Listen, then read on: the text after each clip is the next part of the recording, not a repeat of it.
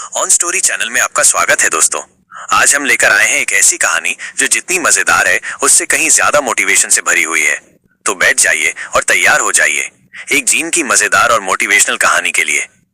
कहानी एक जीन की आखिरी 3 ख्वाहिशें। बहुत समय पहले की बात है। रामू नाम का एक गरीब लड़का था जो शहर में जूते पॉलिश करने का काम करता था। वो दिन भर मेहनत करता, लेकिन कमाई इतनी नहीं थी कि वो अपने छोटे भाई की पढ़ाई तक करवा सके। एक दिन बारिश से बचने के लिए वो एक पुरानी हवेली के अंदर चला गया।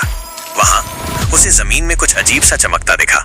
जैसे ही उसने मिट्टी हटाई, एक पुरानी सी केतली निकल आई। मजाक में उसने कहा, कहीं ये जिन वाली केतली तो नहीं। और जैसे ही उसने केतली को साफ किया, धूं धूं करके धुआं निकला और सामने प्रकट हुआ एक नीला विशाल जिन। जिन्न बोला, मैं 1000 साल से कैद था और अब तूने मुझे आजाद किया है। चलो 3 ख्वाहिश मांगो, लेकिन ध्यान रहे ये मेरी आखिरी 3 ख्वाहिशें हैं।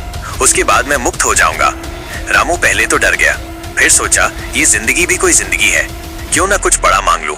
रामू बोला, मुझे ढेर सारा पैसा चाहिए ताकि मैं ऐश कर सकूं और मेरे भाई को कभी कोई कमी ना हो। जिन ने उंगली घुमाई और देखते ही देखते रामू के पास करोड़ों रुपए आ गए।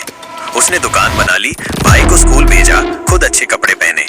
कुछ दिन बाद रामू को लगा, पैसे तो हैं, पर अब लोग मुझे इज्जत से क्यों नहीं देखते।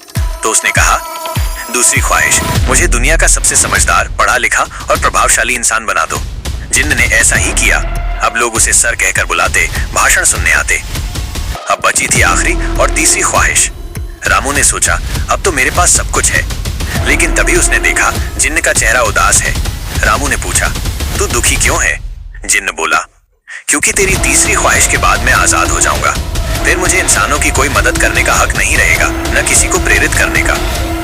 रामू कुछ पल सोचता रहा और फिर उसने कहा, मेरी तीसरी ख्वाहिश ये है कि तू आजाद हो जाए, लेकिन हर उस इंसान की मदद करता रहे जो मेहनती और ईमानदार हो। जिन्न चौंक गया, तूने खुद के लिए कुछ नहीं मांगा।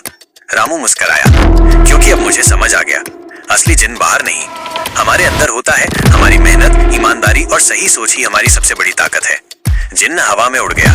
रामू अब दूसरों की मदद करने लगा, गरीब बच्चों को पढ़ाना, नौकरी दिलाना। उसका भाई बड़ा होकर कलेक्टर बना और रामू ने कभी जिन्न को फिर नहीं बुलाया, क्योंकि अब वो खुद किसी के लिए जिन्न बन चुका था। अगर आपको ये कहानी पसंद आई हो तो हमारे चैनल को लाइक करें, सब्सक्राइब करें और शेयर करें, क्योंकि शायद अगला जिन्न किसी और की जिंदगी बदलने वाला हो। धन्यवाद।